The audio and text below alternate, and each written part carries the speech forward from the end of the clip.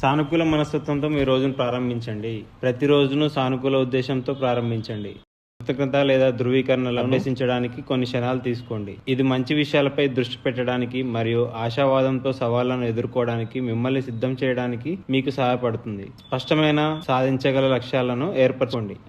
మీ పెద్ద కళలను చిన్న మరియు నిర్వహించదగిన లక్ష్యాల్లో వివరించండి. ప్రతిరోజు మీ పురోగతిని రాసి అనుసరించండి. ప్రేరేపిస్తుంది మరియు మీకు స్పష్టమైన దిశని ఇస్తుంది. పూర్తి శ్రద్ధ లేదా ధ్యానం సాధన చేయండి. పూర్తి శ్రద్ధ లేదా ధ్యానం కోసం రోజుకు కనీసం 5 నుండి 10 నిమిషాలు కేటాయించండి. ఇది ఒత్తిడిని తగ్గిస్తుంది, ఏకాగ్రతను మెరుగుపరుస్తుంది మరియు ప్రస్తుత క్షణాల్లో ఉండటానికి మీకు సహాయపడుతుంది. ఏదైనా కొత్తది చండి లేదా నేర్చుకోండి. ఒక పుస్తకం చదవడం, పాడ్కాస్ట్ వినడం లేదా డైరీలో విద్యా వీడియోలను